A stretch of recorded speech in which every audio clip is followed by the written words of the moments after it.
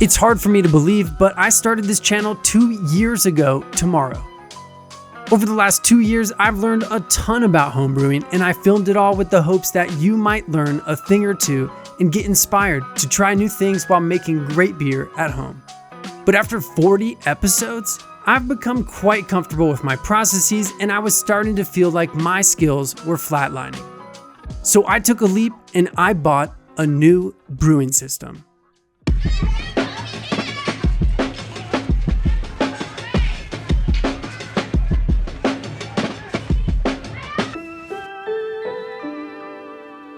Sometimes all you need is a big push outside of your comfort zone, and this system is exactly that. It's an investment in myself as a brewer and a commitment to keep exploring this hobby and learning what it takes to make great beer. And man, there's a lot left to learn. Today, I'm making a super simple IPA, and I'm gonna start the process of getting familiar with my new system. Now, let's make some beer.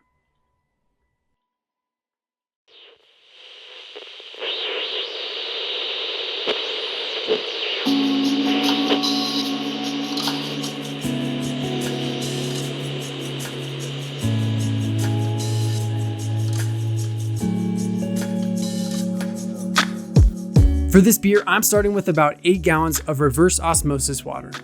I have 6 gallons for the mash and 2 for the sparge, and I'm targeting a hoppy water profile. This step isn't necessarily required to make good beer, but it definitely helps, especially if you want to make something great. The recipe includes 66% proximity Pilsen, 22% dextrose, and 11% flaked corn, but I completely forgot to add the dextrose, so my Brut IPA is now a simple, low ABV IPA coming in at just over 3% ABV, which sounds just fine to me. Let's get it going.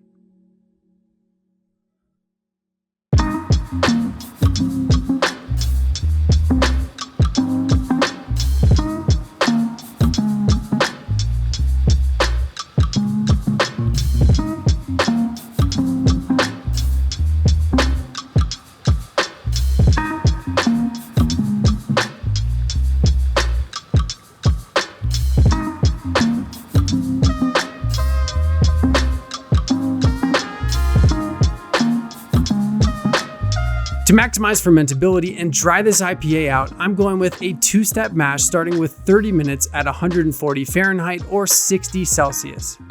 And to really make sure this beer finishes as dry as possible, I'm adding some amylase enzymes so we end up with nothing but simple sugars.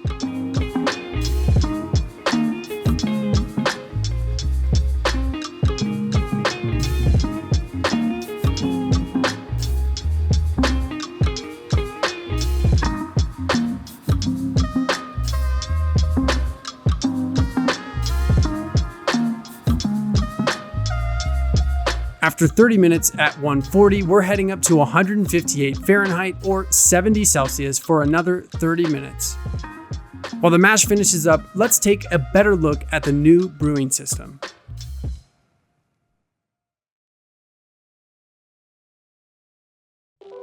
This is the B40 made by Brewtools, and at the end of 2020, I hit them up and asked if they'd send me one for review on the channel. They quickly emailed back and said, no.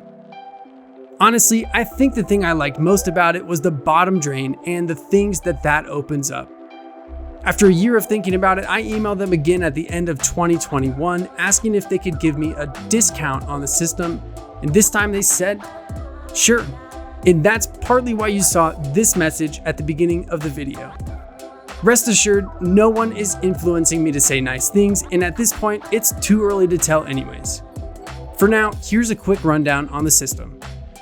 It uses a 34mm tri-clamp connection type in conjunction with a built-in pump and valve system to create a modular, all-in-one brew system. It has a touchscreen controller that not only controls your brew day, but also is used to install updates as the operating system continuously improves over time. Also included with the system is a lid, grain basket, recirculation hat, a 3-way valve, and everything else you need to start making beer. From there, you can choose from a laundry list of accessories, leaving plenty of room for me to grow with this system. Now, enough about the equipment, let's get back to brewing.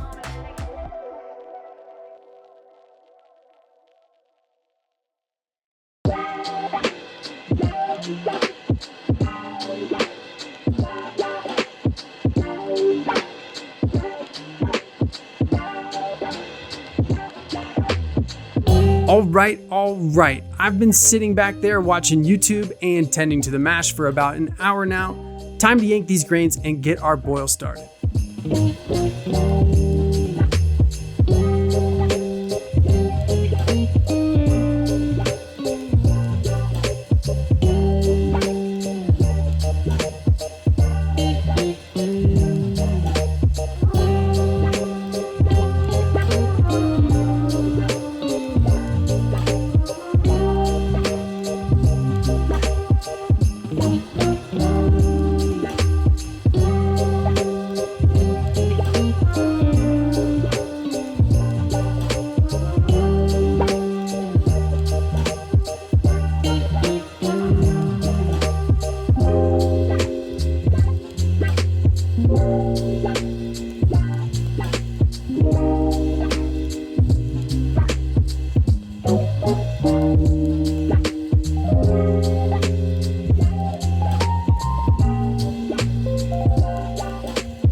With the basket up and out of the wort, I'm sparging with 2 gallons of water. Or at least I'm trying to. It looks like the pump is having a hard time priming.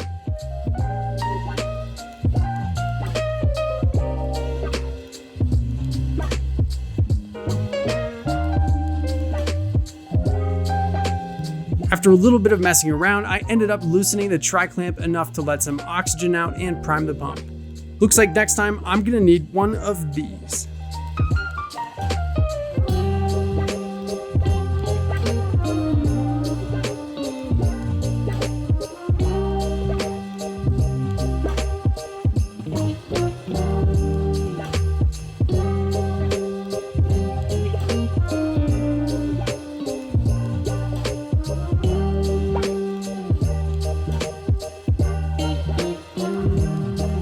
We're up to a full boil, which at my elevation is around 203 degrees, and when I confirm this message, our short 30-minute boil timer starts counting down.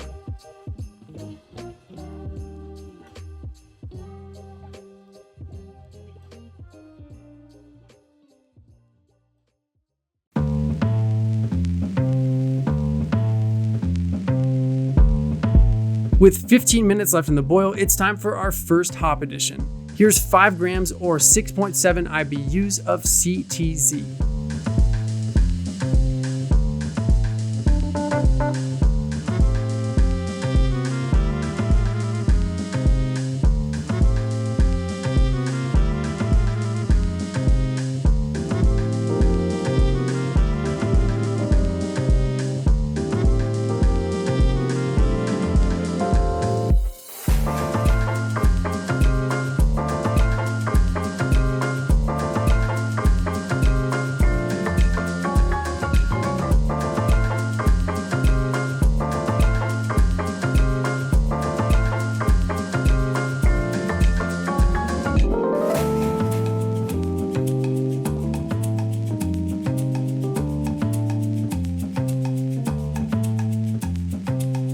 Just like that, we've reached the end of the boil and it's time for more hops. Here's 5 more grams of CTZ, bringing us to 8.6 IBUs. Now, let's cool this thing down for a 30-minute whirlpool with 14 grams each of Brew 1 and Azaka.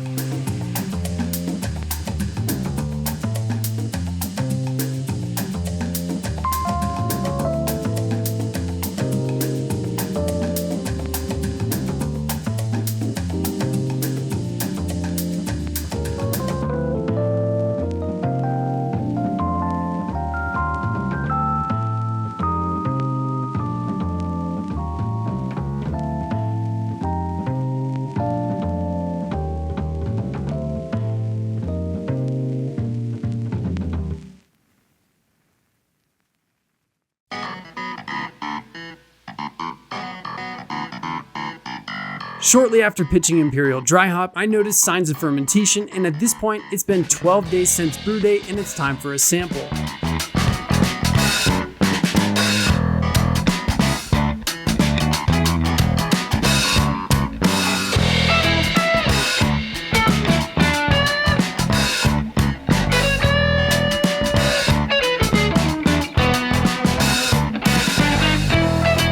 Unfortunately, we've got a problem. Sulfur. This is the type of thing that can easily lead to dumping out a full keg of beer because it's pretty hard to drink a beer that smells like farts. But I might have found the perfect solution. Turns out copper can bind to sulfur and essentially turn it into a non-aromatic compound. So I found a few old pennies that are made of 100% copper, cleaned them up, tossed them into the fermenter, and bubbled CO2 through the airlock until the smell was gone. A couple days later, I dry hopped it with 28 grams each of Azacca, Brew 1, and Citra, and a couple days after that, I kegged it and carved it. Time to see how it turned out.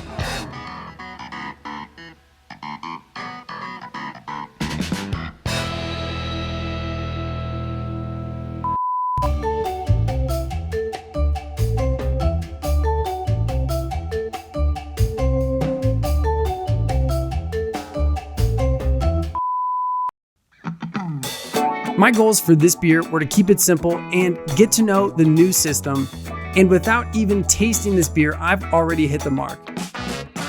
Anything beyond that is a bonus.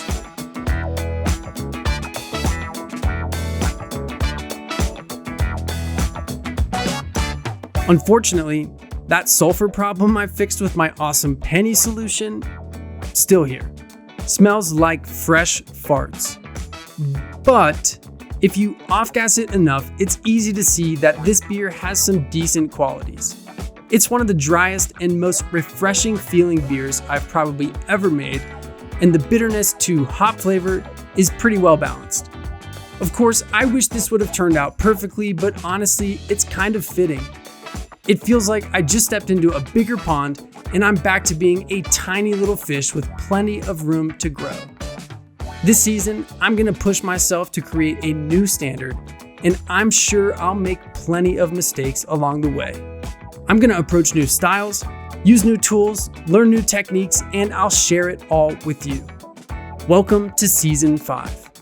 Let me know in the comments what you think of the new changes and if you've ever had a beer turn out like this. My name's Dan, this is Hops Gnarly. Thanks for hanging out with me today. I'll see you again soon.